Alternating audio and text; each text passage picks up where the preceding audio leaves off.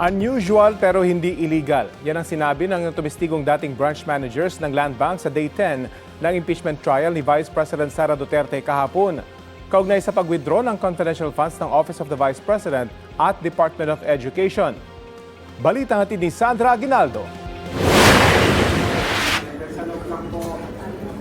Ang umano'y maling paggamit sa 612.5 million pesos confidential funds ni Vice President Sara Duterte ang paksa sa ikasampung araw na impeachment trial. Kabilang dito ang mga dumaan sa tanggapan ng Vice Presidente, pati nung kalihin pa siya ng Department of Education. Unang testigo ng prosecution, si Violeta Constantino, ang dating branch manager ng Land Bank Shaw Boulevard, noong panahong nag-withdraw ang Office of the Vice President ng cash gamit ang apat na checking may tig 125 million pesos. Ang mga cheque na encash daw noong December 20, 2022, February 6, 2023, April 25, 2023 at July 14, 2023. Lahat nakapangalan kay Gina Acosta, Special Disbursing Officer ng Office of the Vice President. Ang pondo pumasok daw sa Land Bank mula sa National Treasury. Para kay Constantino, unusual o kakaiba raw ang transaksyon. Normal po ba na ganito kalaki ang wini-withdraw ng isang government agency? Is this normal? Nakakita ka na ba nito ng other government agencies na ganito kalaki ang withdrawal? Wala po. Unusual po ito. Unusual yung withdrawal. Nagduda po kayo sa ganitong kalaking halaga. Is that correct? Sa personal opinion namin sa bangko, parang syempre po, saan kaya gagamitin po yung cash na to? So, pero hindi naman po namin tinanong na. Kasi may advice naman po siya. Sa 32 years nyo po sa banking industry, sa Land Bank, nakakita na po ba kayo ng ganyang kalaking amount na withdrawal ever before?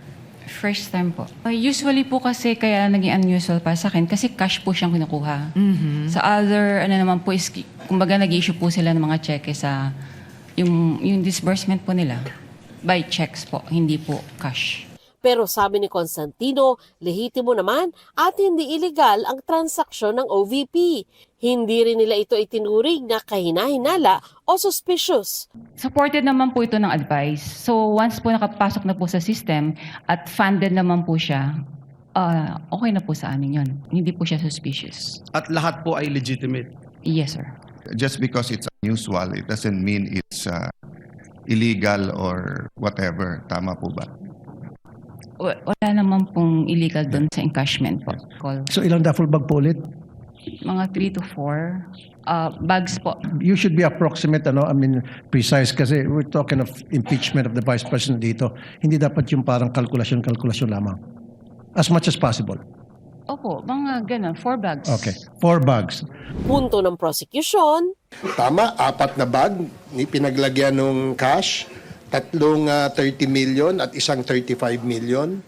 At ito ay nakumpirma sa testimonya ngayon ng ating bank manager na gaya nga ng nabanggit ninyo, nung April pa, sinabi na ito ni Ramil Madriaga. So again, there's a striking coincidence, perhaps we may call it. sumunod na tinawag bilang testigo si Nenita Camposano, dating branch manager ng Land Bank sa Department of Education. Kaugnay naman sa confidential funds ng bise nung DepEd Secretary pa siya. May tig 37.5 million pesos naman ang halaga ng 3 checking winidraw daw sa account ng DepEd noong February, April at July 2023. Isang Edward Fajarda na dati raw DepEd Special Disbursing Officer ang nagpupunta sa bangko at sa fire exit daw dumaraan dala ang pera. Gaya sa naunang testigo, unusual o kakaiba raw ang transaksyon ng DepEd para kay Camposano. For government agencies, unusual po ang amount ng pag-withdraw. Wala po kayong nakitang kahinahinala, hindi po ba? Wala naman po. Opo, ibig sabihin hindi po illegal. Wala naman. Ang lang po kasi namin is yun sa check and cash. Opo, ibig sabihin wala pong illegal. Wala po. Kayo nakita. Okay. Hindi nag-cross-examine ang depensa kay Constantino pero may tinanong sila kay Camposano. Lumabas po siya sa fire exit dahil Safer po yun dahil nasa loob na po siya ng DepEd. Tama po ba? Yes, sir.